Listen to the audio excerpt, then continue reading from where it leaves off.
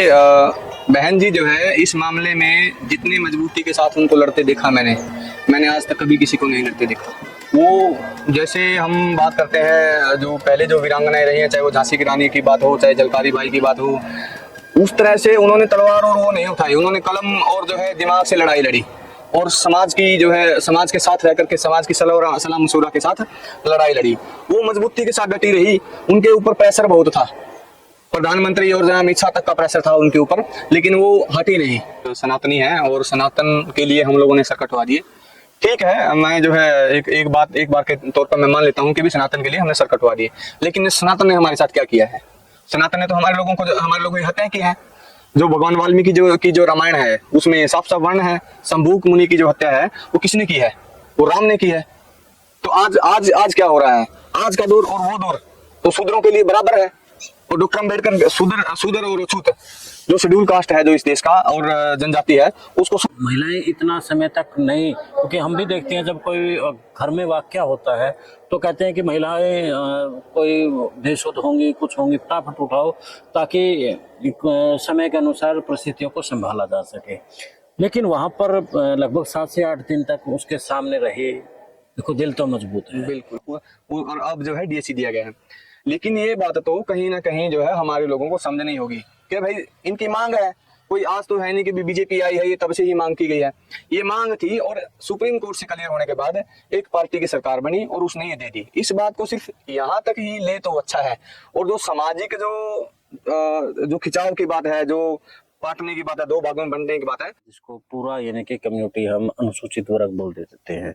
हालांकि पिछले दिनों इसमें 2 फाड़ कर दी गई है, तो वो 2 फाड़ भी कहीं ना कहीं राजनीति में, सामाजिक में नुकसान है। अगर हम पंजाब की बात करें, यूपी की बात करें, बहुत सी ऐसी स्टेट है जहां पर अनुसूचित वर्ग अपना ही सीएम बना सकती है। सबके मन में ये सवाल था कि हमारे साथ हो क्या रहा है लगातार। चाहे वो सीजीआई जो है भारत के chief justice of India, supreme court का न्यायिक व्यवस्था में अगर पहला व्यक्ति है वो, उनके ऊपर जूता फेंका जाता है। ये किस मानसिकता के थ्रू हो रहा है? यूपी के अंदर हरिओम वाल्मीकि की जो है दर्दनाक हत्या हो जाती है। 2 महीने पहले ही गणेश वाल्मीकि जो है उसकी एक संस्थानिक हत्या होती है। पुलिस का जो उसमें से एक्ट जो है, पुलिस की जो कार्रवाई है वो पूरी की पूरी संदेह के घेरे में आती है। यहाँ पे आकर के ये हद हो गई थी। यहाँ पे मतलब कि ऐसा कोई सवाल नहीं था कि भी हम जो है 2 वर्ग हैं या हमारा नौकरियों में, शिक्षा व्यवस्था में अलग अलग। जब आप लोग जो है शेड्यूल कास्ट को हिंदू के अंदर मानते हो कि भी शेड्यूल कास्ट भी हिंदू है, तो फिर उसकी जो है मंदिर में एंट्री क्यों नहीं है? क्यों राष्ट्रपति इस देश की जो आदिवासी राष्ट्रपति है, जो पूरी भारतीय जनता पार्टी है, वो ये कहती है कि हमने तो एक आदिवासी को जी राष्ट्रपति बना दिया, लेकिन उन आदिवासी राष्ट्रपति जी को जो राम मंदिर जिसका सबसे ज्यादा ढिंडोरा पिटा गया, उसका जब वो हुआ, पता नहीं क्या था, वो रामलला के ऊपर प्राण प्रतिष्ठा की बात थी, तब वहां पे क्यों नहीं बुलाए गए? उनको न्योता क्यों नहीं दिया गया? रामनाथ कोविंद जी को भी एक मंदिर में जाने से हमारे लोगों से काम क्या करवाते हैं? हमारे लोगों से काम ये करवाते हैं, अगर किसी के साथ लड़ाई झगड़ा करवाना है तो हमारे लोगों को आगे कर देते हैं। ये पूरा जो आरक्षण की जो व्यवस्था है ये उसके ऊपर, और जो एट्रोसिटी जो एक्ट है SC/ST 1989, ये उसके ऊपर भी एक तरीके से हमला है। अब देखिए जो है मनोहर लाल खट्टर जी का बयान देख लीजिए कि भाई जब मुख्यमंत्री प्रदेश का विदेश में है और उस समय आप ADGP रैंक के अधिकारी के ऊपर दबिश देने की कोशिश करते हैं। ये सरासर चोरी जो है प्रशासन की, और ये जो ट्रिपल के खुल्लर, खट्टर और कपूर, इनकी चोरी पकड़ी गई है इस मामले के माध्यम से। ये किस तरह जो है शेड्यूल कास्ट के लोगों का जो है हनन करना चाहते हैं, उनके अधिकारों का हनन करना चाहते हैं, और उनका जो ह्यूमिलिएशन आप जो है किस तरीके से करते हैं ताकि वो जो है आगे ना बढ़ पाए। प्रशासन ने उन जो ADGP साहब थे पूर्ण जी, वो DGP रिटायर होने थे, उनकी मैसेज को भी सीएम साहब के साथ भेजना। भी एक व्यक्ति जो है 10 दिन से मरा पड़ा है, उसका अभी तक अंतिम संस्कार भी नहीं हुआ, उसका परिवार न्याय की लड़ाई लड़ रहा है, और उस आदमी का नाम लिखना सुसाइड नोट में और जो वीडियो में नाम लेना उसका, कहीं ना उसको भ्रष्ट बताना, और जिन 2 आदमियों के ऊपर तलवार लटकी हुई है रिमूवल की या सस्पेंशन की, उनको जो है ईमानदार बताना कहीं ना कहीं संदेह के घेरे में है, और जो है बचाने की कोशिश भी। और मुझे लगता है जो संदीप लाठर है उसने आत्महत्या नहीं बल्कि जो है उसका मर्डर किया गया है।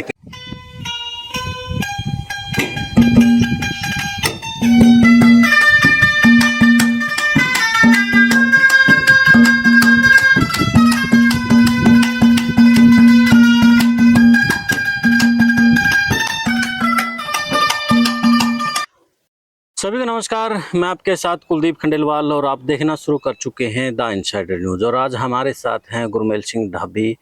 आपने देखा जब वायुपूर्ण के मामले को लेकर के प्रेस ब्रीफिंग थी या फिर परिवार के साथ में नेताओं को मिलना जुलना, उनको बातें रखना, तमाम जगह है गुरमेल सिंह ढाबी थे। तो वायुपूर्ण का जो मामला है वो हाल फिलहाल शांत सा नज़र आ रहा है। ये जो शांति है ये बड़े तूफान की आहट है या फिर ये मामला बिल्कुल दब गया है? क्या कुछ रहा है वायुपूर्ण को लेकर के? हमने मीडिया में भी देखी और उनके परिवार को भी सुना, लेकिन नज़दीक से गुरमेल सिंह ने देखा। और गुरमेल सिंह को आपने भी देखा होगा, प्रेस ब्रीफ करते नज़र आ रहे थे, परिवार के साथ भी नज़र आ रहे थे। तो गुरमेल जी, स्वागत है सबसे पहले हमारे इनसाइडर न्यूज़ के ऊपर। सर, सबसे पहले तो इनसाइडर न्यूज़ के दर्शकों को और जो है आपकी पूरी टीम को मेरा नमस्कार, और आप लोगों को जो है मेरा साधुवाद कि आप और आपकी टीम लगातार इस मुद्दे के ऊपर भी और देश प्रदेश में जो चल रहा है उसके ऊपर बेबाक तरीके से और बिल्कुल बिना किसी डर भय के निर्भीक पत्रकारिता के माध्यम से आप अपनी बात रख पा रहे हैं और लोगों के बीच में जो बात तथ्यों के साथ रखी जानी चाहिए आप उस तरह की पत्रकारिता कर रहे हैं। इसके लिए आपका बहुत बहुत साधुवाद। जी गुरमेल जी, धन्यवाद। गुरमेल जी, आप बड़े नज़दीक देखे गए, चाहे प्रेस ब्रीफ थी चाहे कुछ भी है, तो कुछ चीज़ें दीवार तक नज़र आती हैं, कुछ चीज़ें दीवार के परे नज़र आती हैं। जो लोग थे देख रहे थे दीवार के पर, यानी कि दीवार तक की जो चीज़ें हैं वो देख रहे थे, लेकिन आप वहाँ पर बैठे थे तो कहीं ना कहीं दीवार से परे भी आप उस वक्त देख रहे थे। क्या मामला है जिस तरीके से अब एकदम से शांत ये मामला हो गया है? क्या लगता है आपको इंसाफ मिल पाएगा? यानी कि मैंने 2-3 क्वेश्चन आपको किए हैं, शुरुआत में आप यही बताएं कि क्या उनको इंसाफ मिलेगा? सबसे पहले तो मैं आपको और आपके दर्शकों को और इस देश के लोगों को, प्रदेश के लोगों को और समाज के लोगों को भी मैं एक बात क्लियर करना चाहता हूं।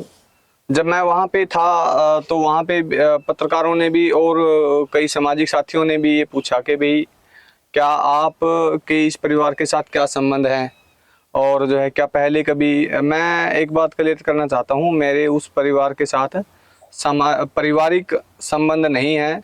मैं सिर्फ सामाजिक एक जिम्मेदारी के नाते उस परिवार की सेवा में, और जो समाज के ऊपर एक बड़ी घटना घटी है भाई, एक आईपीएस अधिकारी जो एडीजीपी रैंक है उसके साथ ऐसा हो सकता है, तो जो आम आदमी है, जो पीएन है, जो चपरासी है, जो कांस्टेबल है, मास्टर है, उसके साथ मतलब किस तरह से बर्ताव किया जाता होगा और वो जो है अपने आप को इस समय पे किस तरह महसूस करा होगा, किस कदर दबा हुआ महसूस करा होगा।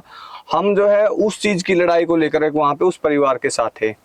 और जहां तक आपका जो सवाल है इस मामले को के ठंडा पड़ने को लेकर, देखिए जो परिवार है वो बहुत सशक्त परिवार है। इस परिवार में 2 आईपीएस थे लेकिन अब एक रह गया है। पहले भी इनके परिवार में पूर्व में जज भी रहे हैं और जो है डीजीपी पंजाब तक इनके परिवार में रहे हैं, रिश्तेदारी में। और खुद जो बहन जी हैं अमनीत पी कुमार जी, वो आईएएस हैं, और इनके अमनीत पी कुमार जी के जो भाई हैं, जो वायुपूर्ण जी के साले साहब हैं, वो बठिंडा रूरल से विधायक हैं। ये परिवार इतना सशक्त है कि भाई ये ऐसा नहीं कि मामला ठंडा पड़ जाएगा। ये जो है लड़ाई अब और तरीके की हो गई है। यानी कि ये जो लड़ाई है सामाजिक ना रह करके अब ये लीगल तौर पर लड़े जाने वाली लड़ाई रह गई है। सामाजिक भी है ये अभी भी लड़ाई, मैं नहीं कह रहा कि सामाजिक लड़ाई नहीं है। देखिए जब परिवार कोर्ट के अंदर खड़ा होकर मजबूती के साथ लड़ेगा तो समाज में भी एक संदेश जाएगा, और लोग जो इस तरह की घटना को अंजाम देने का काम करते हैं या ऐसा माहौल बनाते हैं कि किसी को ये अपनी जान देनी पड़े, उन लोगों तक भी ये मैसेज जाएगा कि आप लोगों को बख्शा नहीं जाएगा। और परिवार ने साफ साफ क्लियर कर दिया था। जब भी हमारी परिवार के साथ बात होती थी या समाज का कोई नेता या जो है विपक्ष का नेता कोई भी किसी पार्टी का आता था, तो जो है सबसे पहले जो परिवार है वो ये कहता था कि भाई हमें न्याय चाहिए।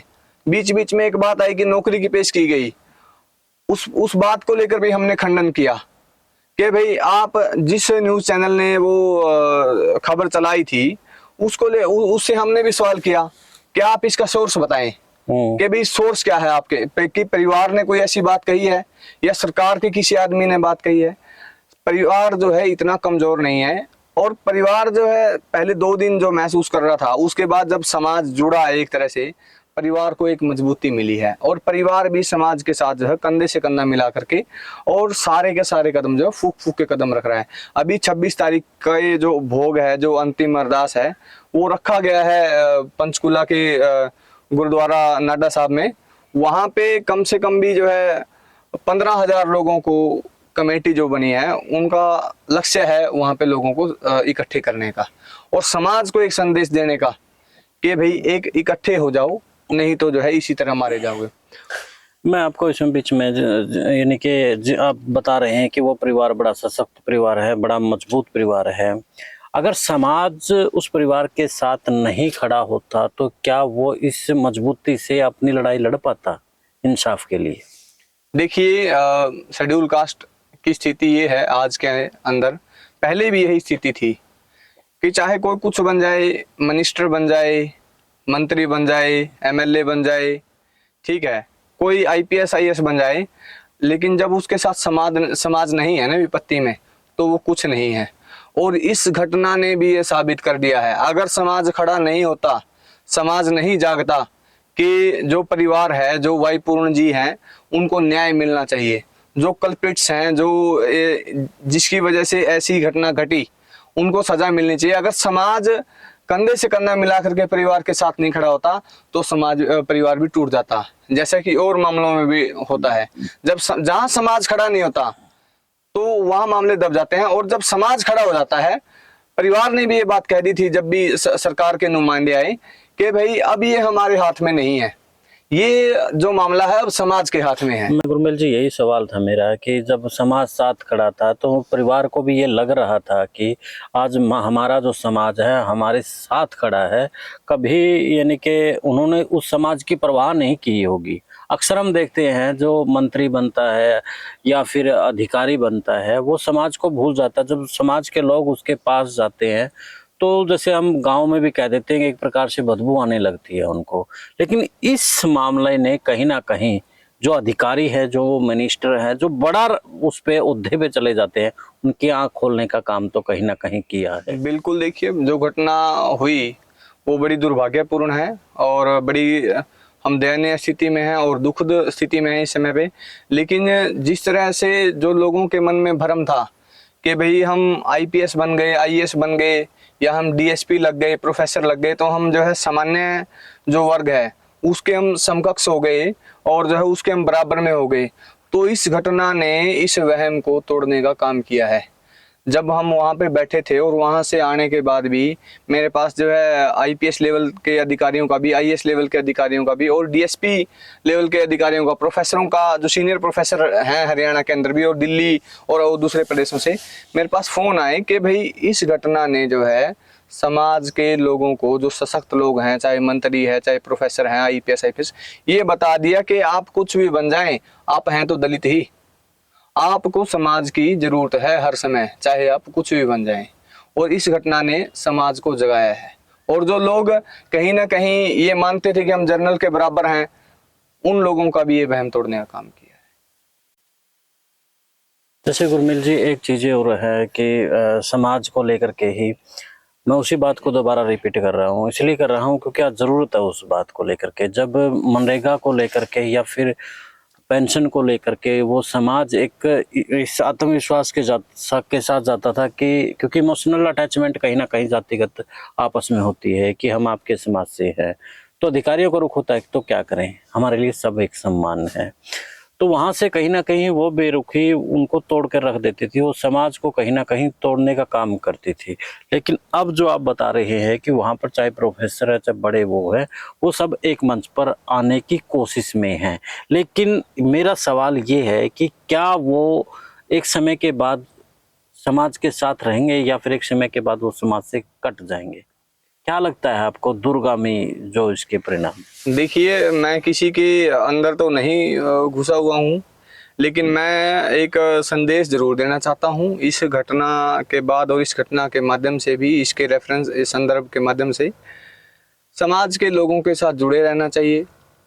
उनका कई बार स्थितियां ऐसी होती हैं कि काम नहीं हो पाता, लेकिन जो व्यवहार है आप उसके माध्यम से समाज के लोगों को एक संदेश दे सकते हो कि भाई चाहे जो है मैं कुर्सी के माध्यम से आपका काम नहीं कर पाया, हो से कुछ मजबूरियां होती हैं, कुछ नियम कायदे कानून जो है होते हैं, लेकिन उनके साथ जो व्यवहार है वो सकारात्मक व्यवहार रहना चाहिए ताकि समाज के लोगों में भी जो अफसर है वो उसके प्रति संतुष्टि रहे और सहानुभूति रहे और ये भी हौसला रहे कि हम जाएंगे तो हमारी सुनवाई होगी। अगर कोई हम सही काम लेकर के जाएंगे तो हमारी सुनवाई होगी और जो है ऐसे ही आप भगा नहीं दिए जाओगे।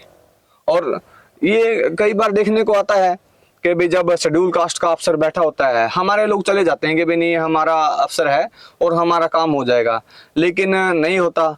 और जो अफसर है वो कहीं ना कहीं एटीट्यूड में भी होते हैं कि भाई जो है क्या है तो जो है समाज तो जो आता ही रहता है। लेकिन इस घटना ने जो है ये वहम तोड़ने का काम किया है और कहीं ना कहीं जो है आँख खुलेंगी लोगों की और खोलनी भी पड़ेंगी अपनी आंखें जब और लोग अपने लोगों के काम धड़ल्ले से करते हैं, चाहे वो बाई लाज हो या फिर जो है आउट ऑफ लॉ हो।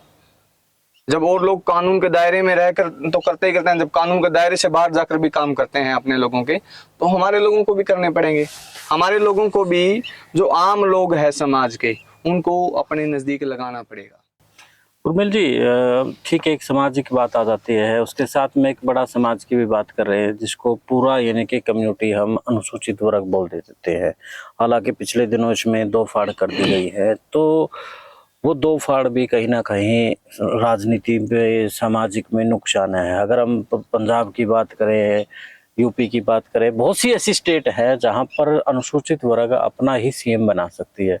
अपने पड़ोसी पंजाब की बात करें तो 32% आबादी है, हरियाणा में भी कहीं ना कहीं एक बड़ी मेजोरिटी है। तो क्या इस प्रकरण के बाद वो भी एक होने की कोई गुंजाइश लगी है? मैं आपको पहले तो इस बात को जो क्लियर करता हूँ, जब 1994 में 1994 में भजन लाल जी ने SC A और B अलग दिया था, तब जो है विरोध करने वाले लोग कौन थे? हमारे लोग थे। हमारे लोग यानी कि SC कम्युनिटी के ही लोग थे, जो A B जो वर्ग बनाया था उसके लोग थे। जब 2005 में कांग्रेस सरकार आई, सुप्रीम कोर्ट का जो फैसला हुआ वो किसके जो है दबाव में लागू हुआ? किन नेताओं के दबाव में लागू हुआ?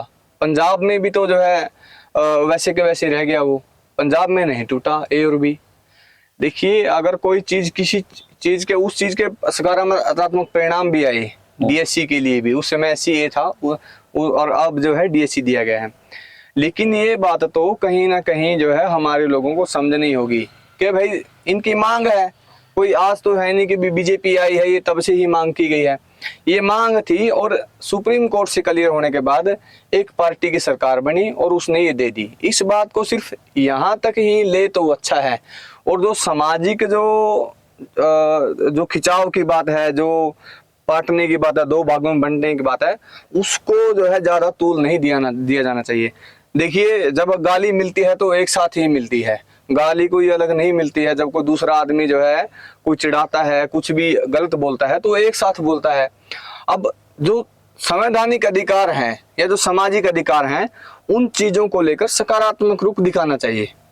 और अभी भी जो है समय है कि भाई जो है इन चीजों को भूल करके DSC और OSC का झगड़ा अब रहा ही नहीं है। हमारी सरकार से मांग थी, ना तो हम उन लोगों के साथ लड़े और ना हमने उनको गलत कहा, ना हमने उनसे मांगा। सरकार से मांगा, सरकार ने सुप्रीम कोर्ट के आदेश पे दिया है, ना कि उन्होंने कोई एहसान किया है। सुप्रीम कोर्ट ने आदेश दिया 1 अगस्त को, और जो है जबकि BJP की सरकार तो 2014 से थी और इनका इससे पहले भी जो मैनिफेस्टो रहे हैं, जो संकल्प पत्र रहे इनकी, उसमें भी था कि भी हम जो SC A और B जो है वो अलग करेंगे।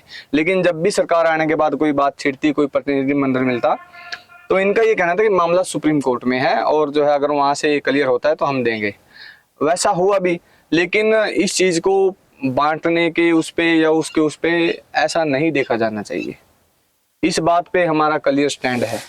उर्मिल जी, जैसे आप लोग एक ही मंच पर बैठे थे, चाहे रविदास समाज है, वाल्मीकि समाज है, तो वहाँ पर सभी नेताओं की मिलकर के इस बात को लेकर के भी बात चली होगी, एक थ्योरी तैयार हुई होगी कि हम क्यों लड़े झगड़े आपस में, इससे हमारा ही नुकसान है।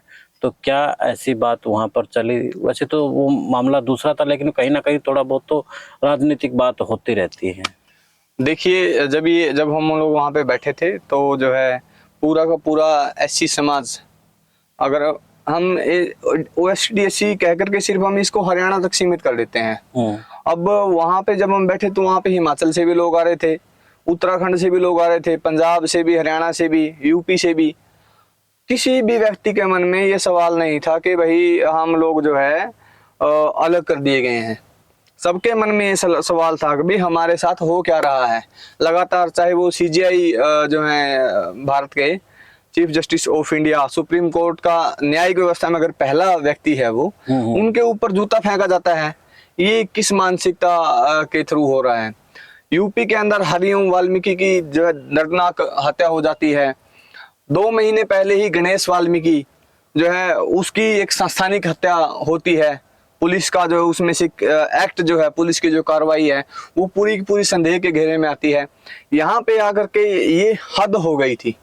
यहाँ पे मतलब कि ऐसा कोई सवाल नहीं था कि भी हम जो है 2 वर्ग हैं या हमारा नौकरियों में, शिक्षा व्यवस्था में अलग अलग हुआ तो हम लोग अलग राह अपनाएंगे। आज भी मध्य प्रदेश की पता नहीं कौन सी स्टेट की खबर है, कल की, एक मंदिर में जाने के बाद उसको पेशाब उसको पिलाया गया, कुछ ऐसी खबरें आज भी चली हुई हैं। उस मामले में SC/ST एक्ट के तहत कार्रवाई तो होगी है कल, लेकिन जो मानसिकता की आप बात कर रहे हैं कहीं ना कहीं वो सोचने वाली बात तो है ही है। मंदिर में हमारा काम ही नहीं है, क्या करने जाना हमने। वैसे व्यक्तिगत आस्था है, लेकिन जब हमारा वहाँ पे कुछ है ही नहीं तो हमने क्या लेने जाना है? हमारा सारा कुछ जो है संविधान से लेना देना है। अगर आपको कोई दुख तकलीफ है तो आपके पास जो है अस्पताल है। आप अगर आपका जो तहसील का अस्पताल में आपका काम नहीं रहा तो जिला अस्पताल में जाइए, जिला नहीं तो स्टेट अस्पताल में जाइए। आपको कोई दुख तकलीफ है तो आप जो है जाइए उसमें अस्पताल में जाइए। वहाँ पे जाके कोई दुख थोड़े ना जो है दूर होगा आपका। वहाँ पे तो जाके आपका जो दुख और बढ़ेगा, आपका धन घर से जाएगा, आपका समय जो खराब होगा, आपकी मजदूरी टूटेगी, आपकी जो दिनचर्या है वो खराब होती। क्या करने जाना है मंदिर में? मंदिर में हमारे लोगों का काम ही नहीं है। वैसे डॉक्टर अंबेडकर ने जो है एक जो है मंदिर में एंट्री के लिए भी लड़ाई लड़ी थी। वो लड़ाई इसलिए थी कि भाई हम जाना चाहें ना जाना चाहें, लेकिन हमारे ऊपर पाबंदी नहीं होनी चाहिए। आज भी हम ये कहते हैं कि भी हम जाना चाहें या ना जाना चाहें, जब आप लोग जो है शेड्यूल कास्ट को हिंदू के अंदर मानते हो कि भी शेड्यूल कास्ट भी हिंदू है, तो फिर उसकी जो है मंदिर में एंट्री क्यों नहीं है?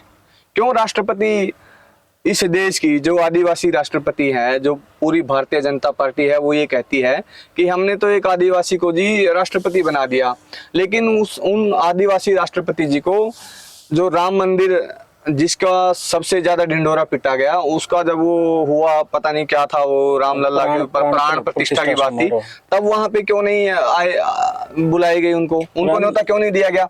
रामनाथ कोविंद जी को भी एक मंदिर में जाने से रोका गया था, उनकी सीढ़ियों से उनको वापस लौटा दिया गया था। क्यों फिर जो है ऐसी घटनाएं घटती हैं?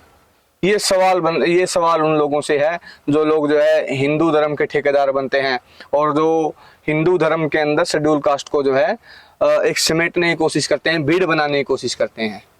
आप देखिए बीजेपी के आने के बाद है SC जातियां भी, कुछ जातियों के लोगों को गोरक्षा दल में भर लिया गया है, विश्व हिंदू परिषद में भर लिया गया है, ABVP जो इनका जो छात्र विंग है उसमें भर लिया गया। हमारे लोगों से काम क्या करवाते हैं? हमारे लोगों से काम ये करवाते हैं, अगर किसी के साथ लड़ाई झगड़ा करवाना है तो हमारे लोगों को आगे कर देते हैं। ये आपने ठीक कहा। टोहाना में जो गौशाला को लेकर के जो मामला हुआ था, तो उसमें जो सबसे आगे जो नेतृत्व करवाने की बात थी, वहाँ पर SC कम्युनिटी के युवाओं को आगे कर दिया गया था कि जो नुकसान होगा या साफ सफाई करवानी है, जो भी करवानी है, और वो बड़े खुश होते हैं कि हम लोग ये कर रहे हैं। नहीं, हमारे लोगों को इससे परहेज करना चाहिए। गाय की रक्षा करनी है तो अपने घरों में पालो। और जो लोग इन लोगों को लीड कर रहे हैं, गोरक्षा दल है, गोरक्षा दल में कौन है? ब्राह्मण हैं, बनिया है, जो मुख्य है, जो इसमें लीडिंग रोल में है, उनको तो पता भी नहीं है कि गाय को रखा कैसे जाता है, सुबह कितने बजे उसको चारा डाला जाता है, कैसे उसका दूध निकाला जाता है, कैसे उसको जो है साफ सफाई संभाल कर रखना है, उनको पता भी नहीं है। वो क्या गोरक्षा करेंगे।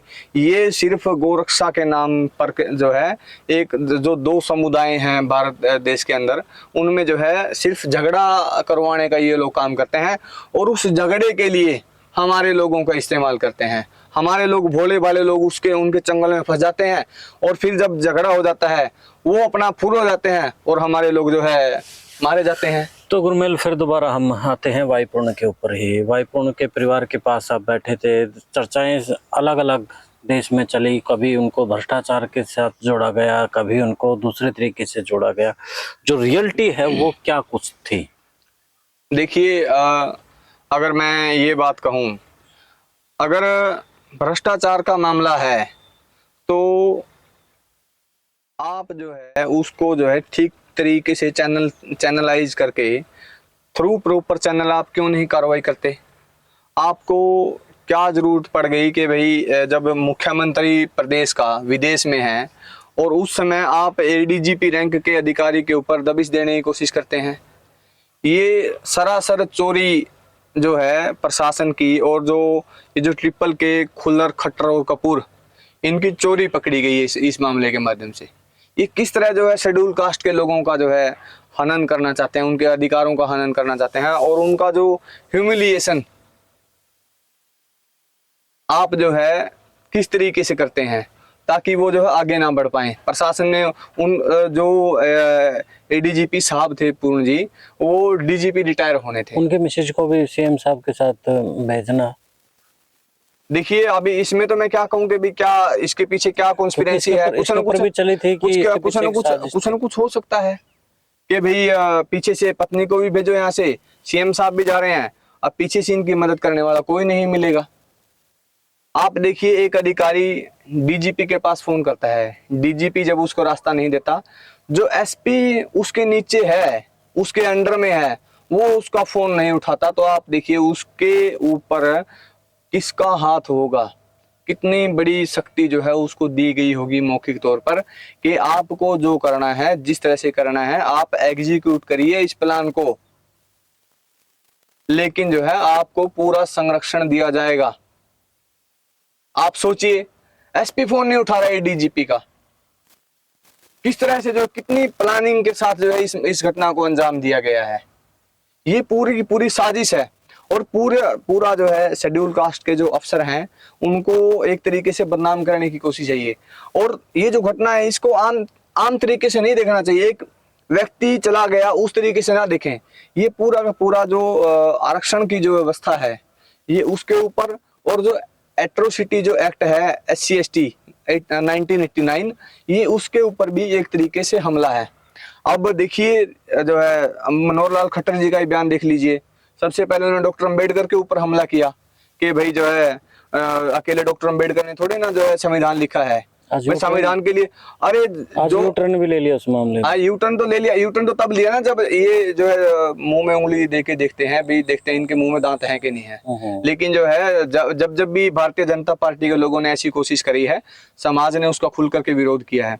मैं आपको क्या बता रहा था कि भाई वो कहते हैं कि भाई पूरी समिति थी, अरे समिति तो थी लेकिन जो समिति में लोग थे वो सारे छोड़ के भाग गए थे, कोई दिल्ली से दूर था, किसी का स्वास्थ्य खराब था। डॉक्टर अंबेडकर ने 141 दिन लगा करके पूरे दिन रात मेहनत करके तब वो सारा प्रारूप तैयार किया था। अब इन लोगों को कौन बताए, ये सिर्फ और सिर्फ जो है डॉक्टर अंबेडकर को किस तरह शेड्यूल कास्ट से दूर रखा जाए और उसके ऊपर जो है डॉक्टर अंबेडकर के बारे में कैसे भ्रम फैलाया जाए, ऐसी कोशिश जो है भारतीय जनता पार्टी शुरू से ही करती आई है। तो गुरमेल जी, जैसे आपने बताया कहा कि मनोहर लाल खट्टर का जो बयान को लेकर के, मैं उसी के ऊपर आज एक सुबह स्टोरी की, तो मेरे सामने जो वो लगभग 299 के आसपास सदस्य थे उसमें नाम में एक श्यामा प्रसाद मुखर्जी का भी था। तो मुझे, यानी कि मैं इसमें श्योर नहीं हूँ, मुझे लगता है ऐसा हो सकता है कि श्यामा प्रसाद मुखर्जी को ये लोग बाबा साहब की जगह है देना चाह रहे हो कि श्यामा प्रसाद मुखर्जी भी उस कमेटी में शामिल था। ये सवाल चलो आपने संविधान के ऊपर कर दिया, वैसे ही दे चुके हैं। चाहे वो दीनदयाल की बात हो, सावरकर की बात हो, श्यामा प्रसाद मुखर्जी की बात सावरकर हो। को वहां पर क्रांतिकारी के तौर पर इन्होंने प्रोजेक्ट कर दिया है। मैं आपको बताना चाहता हूँ, प्रदेश के अंदर इनके कार्यकाल में वैसे तो कोई बड़ा संस्थान बना नहीं है, लेकिन अगर कोई बना है या कोई यूनिवर्सिटी में या कहीं हॉस्पिटल में जो जहाँ भी कोई सेंटर स्थापित हुआ है, तो या तो दीनदयाल के नाम से स्थापित हुआ है या श्यामा प्रसाद मुखर्जी के नाम से स्थापित हुआ है, या फिर जो है जो सावरकर हैं, ये सब हैं जो संघ से जुड़े हुए लोग हैं, उनके नाम पर इन्होंने सेंटर खोलने का काम किया है या संस्थान खोलने का काम किया है। कोई भी संस्थान डॉक्टर अंबेडकर के नाम से इन लोगों ने इन 11 सालों में अपने नहीं खोला है। इतने विरोधी हैं ये। आपने संस्थानों को लेकर के बात कही है, जब से डीएससी समाज अलग हुआ है, कितना फायदा बीजेपी की सरकार ने डीएससी समाज को दिया है, खासतौर पर वाल्मीकि समाज को? देखिए, मैं एक पर्टिकुलर एक समाज का तो मैं कह नहीं सकता, लेकिन अभी डी की भर्ती आई थी, उसमें कुछ लोगों को मिली होंगी शायद 605 कुछ वैकेंसी थी, ठीक है। और वो सारी की सारी जो जातियां हैं डीएससी की, उनमें बांटी गई हैं। वो किसी एक जाति को फ़ायदा नहीं मिला। इसमें 36-37 जातियां हैं, उनको फ़ायदा मिला है। लेकिन इसमें मैं समाज के लोगों से एक बात और कहना चाहता हूँ। डीएससी चलिए एक नोटिफिकेशन के माध्यम से लागू तो कर दिया, लेकिन ये वैसा ही डीएससी है जैसा भजन लाल जी के समय एक नोटिफिकेशन के माध्यम से लागू हुआ था। और अगर कल को कोई इसे तोड़ना चाहे, मानो भाजपा ही इसे तोड़ना चाहती है, इसे खत्म करना चाहती है, तो भाजपा जो है एक जैसा नोटिफिकेशन लागू करके इन्होंने लागू किया है, तो वैसा ही नोटिफिकेशन इसको हटाने का जारी करके इसको हटा भी सकती है। यानी कि पावर अपने पास जब रखी है। तक इसको जो है डीएससी समाज को मैं खास तौर पर ये बताता हूँ, जब तक इसका कानून नहीं बनता तब तक डीएससी लागू होने की बात को झूठ माने। ये डीएससी समाज के साथ सरासर धोखा है, आपके साथ छलावा किया गया है। ये सरकार के साथ साथ जो आपके जो मंत्री हैं, जो श्रेय लेने का काम किया उन्होंने डीएससी का, वो लोग भी जो है इस छलावे और धोखे में शामिल हैं सरकार के। और जहां तक बात है डीएससी की, मैं अभी आपको बता देता हूं, जो एचपीएससी का कॉलेज कैडर की जो वैकेंसीज हैं, उनमें सरकार ने नोटिफिकेशन जारी करी, तब ये कहा कि भी 35% नंबर लेने हैं जी। सबने ही 35% नंबर है। अब जब सबने 35% नंबर लेने हैं, तो फिर आरक्षण किस बात का? लिखित परीक्षा में जो इवेल्युएटर है, जो मूल्यांकन करता है, जो चेक करता है कॉपी, वो पता नहीं किस मानसिकता के साथ बैठा है। आप मैक्सिमम देखिए रिजल्ट आए हुए हैं अभी कई रिटर्न टेस्ट के, वहां पे जो है डीएससी की सीटों पे एक कैंडिडेट भी पास नहीं है। और वो सीटें, जितनी भी सीटें हैं, अभी जूलॉजी का एक रिजल्ट जारी हुआ था, फाइनल रिटर्न का नहीं, फाइनल जारी हुआ था, तो उसमें 9 सीटें थी जूलॉजी की, और उसमें से 7 कैंडिडेट एससी के कैंडिडेटों द्वारा भरे गए हैं। अब बताइए वहां पे जो डीएससी को कैसे फायदा मिला? उर्मिल जी, सबसे महत्वपूर्ण सवाल समाज के लोगों को लेकर के भी है कि सबसे, जैसे बाबा साहब ने कहा था एजुकेशन को लेकर के, कि जो इस श्रेणी का दूध पिएगा वही दहाड़ेगा। एजुकेशन को लेकर के क्या कुछ कदम उठाए गए हैं डीएससी समाज के लिए, या फिर उन्हें सिर्फ हिंदू बनाने तक ही सीमित रख दिया गया है? देखिए, जहां तक तो अभी जो हमारे जो मंत्री हैं और जो उनके चिंटू कैंडी जो सुपुत्र हैं, वो ये कहते घूम रहे हैं कि भी हम लोग सनातनी हैं और सनातन के लिए हम लोगों ने सर कटवा दिए। ठीक है, मैं जो है एक बार के तौर पर मैं मान लेता हूँ कि भी सनातन के लिए हमने सर कटवा दिए, लेकिन सनातन ने हमारे साथ क्या किया है? सनातन ने तो हमारे लोगों की हत्याएं की हैं।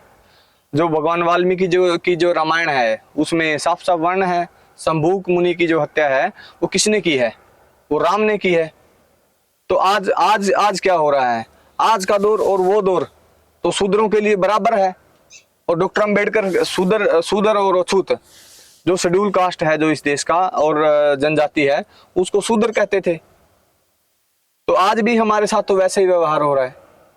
अब जहां तक शिक्षा की बात है, तो हमारे लोगों के ऊपर जो हम लोगों ने नुमाइंदे भेजे हैं, जो जाते तो संविधान की वजह से चुनकर हैं, जो संविधान में अधिकार है आरक्षण का, राजनीतिक आरक्षण का, उसके तहत, लेकिन बात वहां पे जाके सनातन की करते हैं, हमारे लोगों की शिक्षा की बात नहीं करते। हरियाणा के अंदर कोई भी जिला ऐसा नहीं है जहां डीएससी के 100 बच्चों को ठहराने के लिए डीएससी समाज के पास व्यवस्था हो, यूनिवर्सिटी कॉलेज के अलावा भी। आप सिरसा जाइए, रोहतक जाइए, जो है कुरुक्षेत्र जाइए, कुरुक्षेत्र के अंदर एक हॉस्टल है, वो भी जो है मंदिर की उसमें है, अंडर में है, वहाँ पे 40 बच्चों के ठहरने की सुविधा है। उसके अलावा समाज के पास कहीं पे भी जो है 10 बच्चों को ठहराने की भी सुविधा नहीं है। आप कहाँ जो है आप बात कर रहे हो आप सनातन की।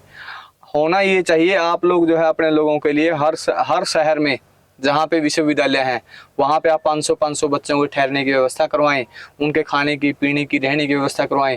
और आप व्यवस्था के अंदर जब बैठे हैं, सत्ता के अंदर जब बैठे हैं, तो आप जो है उनकी जो स्कॉलरशिप है आप उसकी व्यवस्था करवाइए, अच्छे उनके रहने सहने की व्यवस्था करवाइए, तब जा करके आपके समाज का भला हो सकता है। सनातन सनातन सनातन करने से समाज का भला नहीं होगा।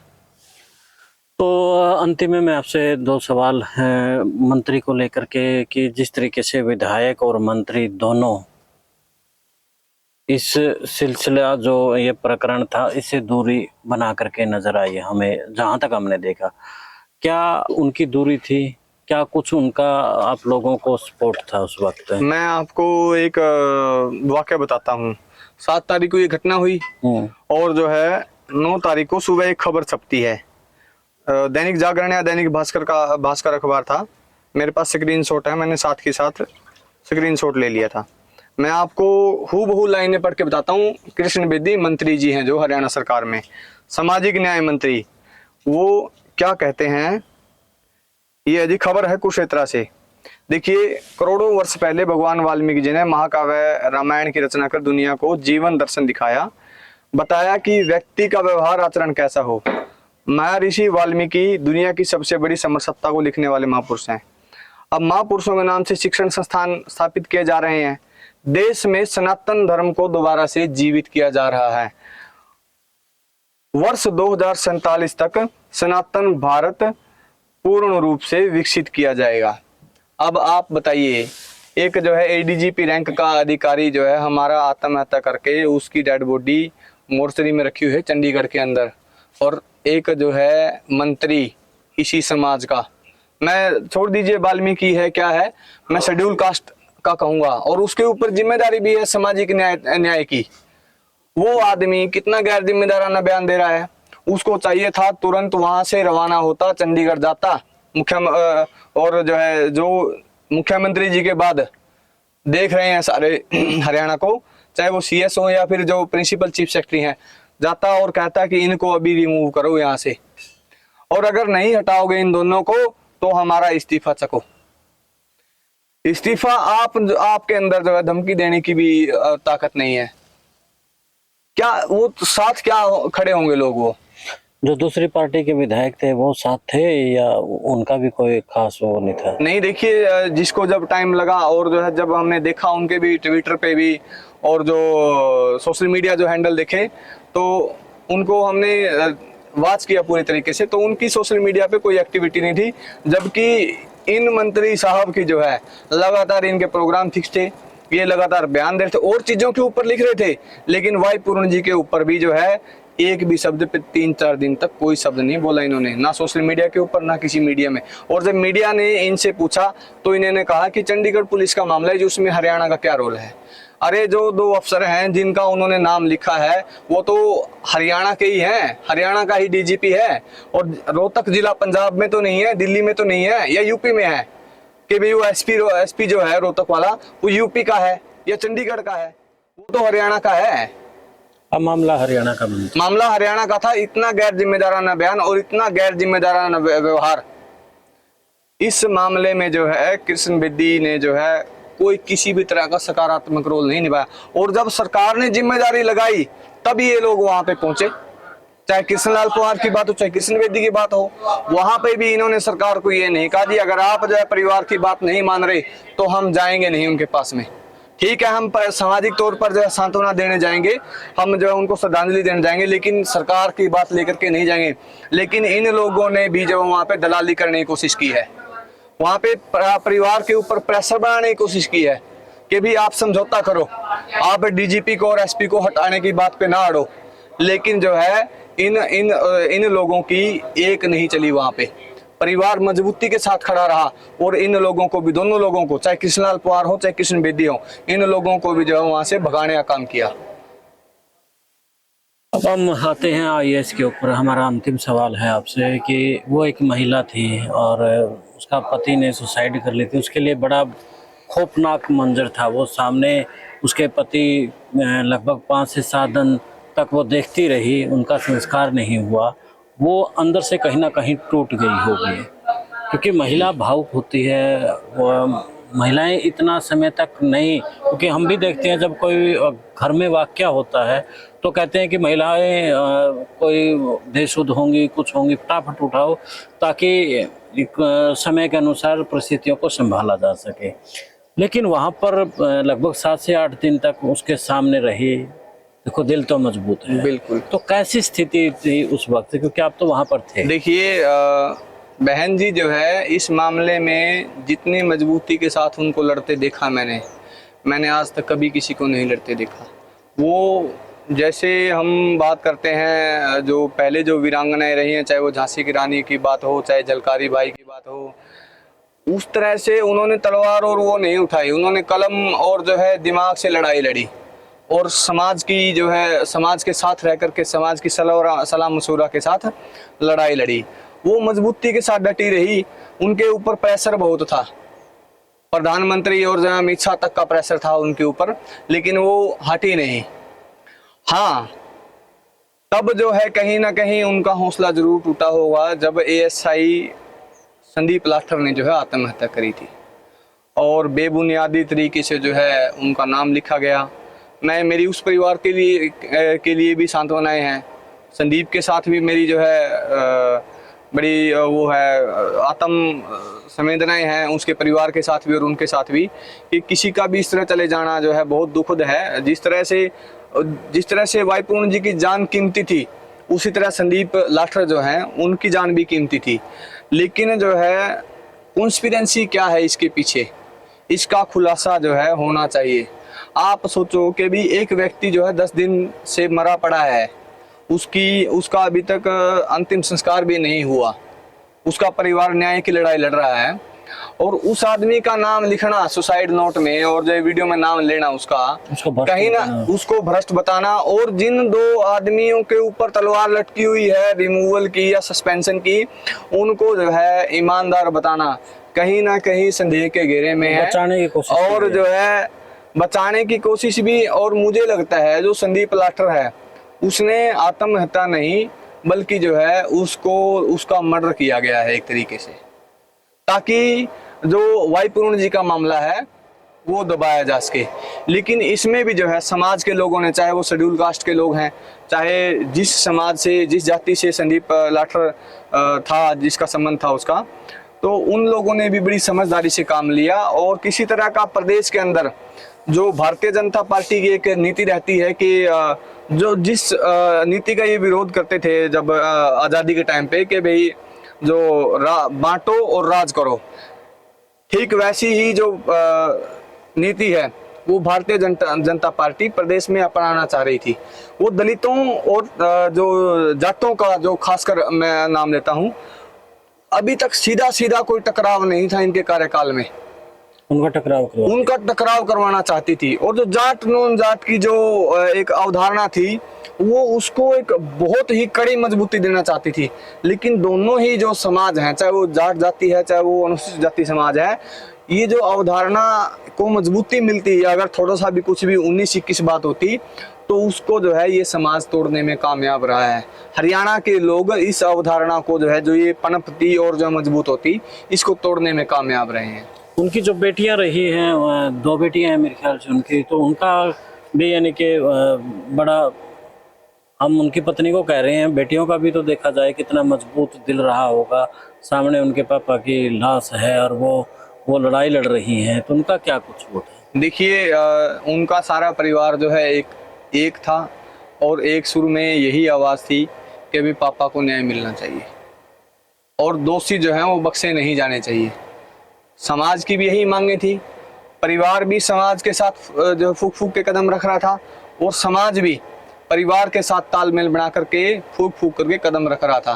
कोई भी बात जो है समाज और जो परिवार की बात थी, वो कहीं भी उसमें जो है तालमेल में कोई कमी नहीं दिखी। जहाँ पे भी जरूरत होती परिवार से बात करने की या परिवार को समाज से बात करने की, तो बड़े तालमेल के साथ जो है इस लड़ाई को लड़ा गया। हालांकि ये लड़ाई अभी अधूरी है। अभी तो जैसे मामला कोर्ट में है, परिवार जितनी मजबूती के साथ कोर्ट में लड़ेगा, अगर परिवार को आगे भी कोई किसी प्रकार की जरूरत पड़ेगी समाज की, समाज तब भी वहां पे खड़ा मिलेगा परिवार के साथ। तो गुरुमेल जी बहुत बहुत धन्यवाद। और आपने गुरुमेल जी को सुना कि किस तरीके से धन्यवाद। वायुपूर्ण के मामले को लेकर के आपस में मतभेद करा करके एक विवाद भी हरियाणा में खड़े करने की कोशिश की गई। और सबसे महत्वपूर्ण और सबसे बड़ी बात तो यहाँ हो जाती है, जो वायुपूर्ण की मिसेज है, तो उनका जो मजबूती के साथ में अपने पति को इंसाफ दिलवाने के लिए वो बैठी रही, लेकिन अंतिम में तब टूट जाती है कि कहीं जो आपस में मनमुटाव के चलते हरियाणा में कोई अप्रिय घटना और ना हो जाए, तो वो संस्कार की अनुमति दे देती है। तो क्या कहेंगे आप? पूरे वीडियो को देख करके अपना कमेंट छोड़ना मत भूलना दोस्तों। चैनल को फॉलो, शेयर और सब्सक्राइब भी कर लेना। दे इजाजत उससे पहले गुरुमेल भाई आपका बहुत बहुत धन्यवाद। जय हिंद, जय भारत, जय हरियाणा। आपका भी बहुत बहुत धन्यवाद।